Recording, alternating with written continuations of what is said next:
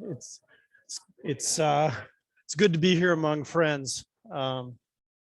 This has been a incredible week to me. I've been in Bible study since time my mother raised me in little Presbyterian church.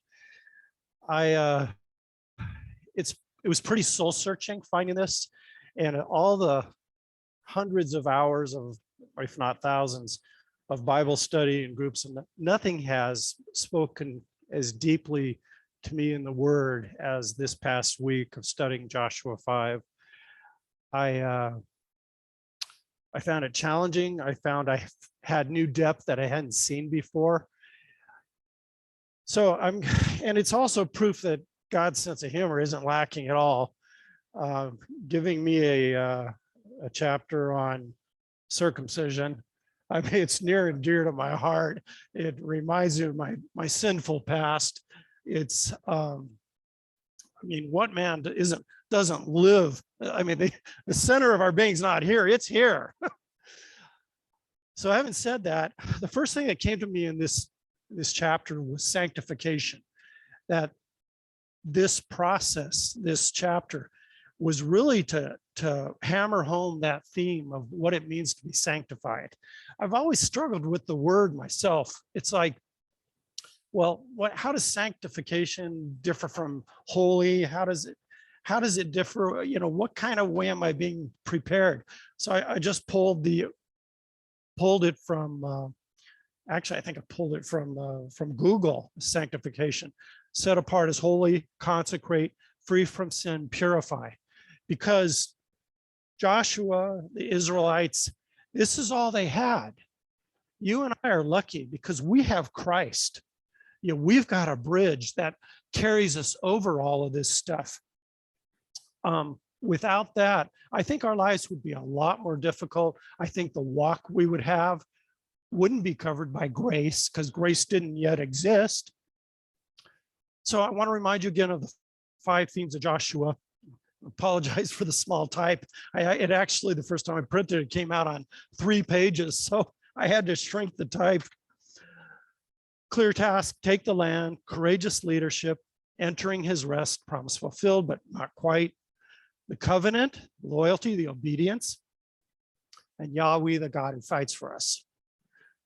So we close with, I mean, we open this chapter with a verse that almost doesn't seem like it belongs in this,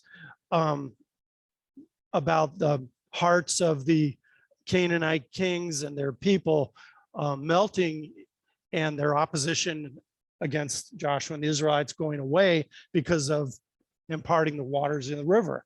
Nobody dared to go against someone who had that kind of God at their back.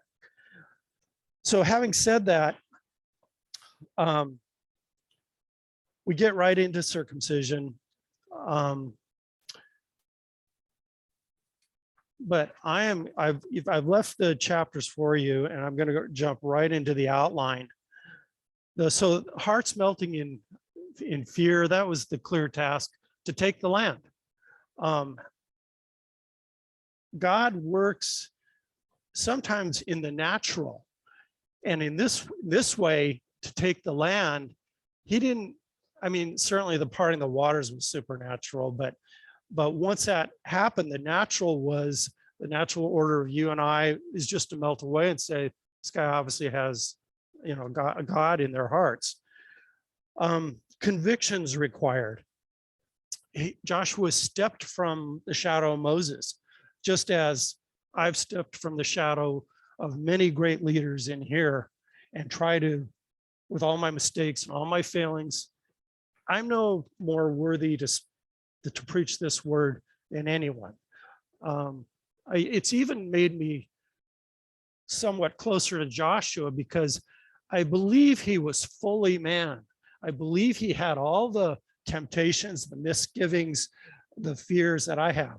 But he, in spite of that, he took the conviction, he took courageous leadership. I stand up here as Joshua did, risk looking foolish, risk of not delivering the word correctly, risk of a bad interpretation, risk of putting my own spin on it, risk of passing out on stage, risk of never being asked to speak again because of the way I'm delivering this, which I don't know if that's a good thing or a bad thing. Can you imagine carrying that precious ark of the covenant where you're required to stay, what was it, 4 football fields, 5 football fields, 10 football fields away, because I guess you would die if you got closer. And you're telling the priests carrying it into the river with the ark. What if he's wrong? How many times did we think God spoke to us and it turned out we were on a wrong path? Sometimes that voice, the dark voice, sounds a little bit like God, and I can justify it. I can justify it like nobody's business. So he took that conviction, he took that courage.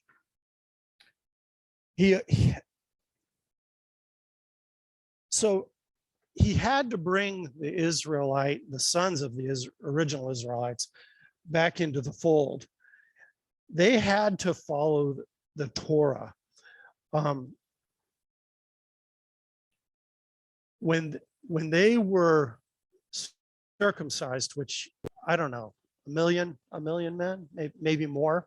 It was all the men that were not of military age when God said, you won't see the promised land. So what is that? 10-year-olds, 12-year-olds, somewhere from then on for 40 years. So men as old as into their 50s are being circumcised with a flint knife. I had the experience of a young man in my 20s, his 20s, that chose to get circumcised. And it was brutal. It was, even with all the modern techniques we had, and scalpels, not rocks. And he was black and blue for a month. So in order to commemorate this, they built a hill out of foreskins. That alone raises up. I mean, then birds come and carry it away one at a time. I mean, what is that?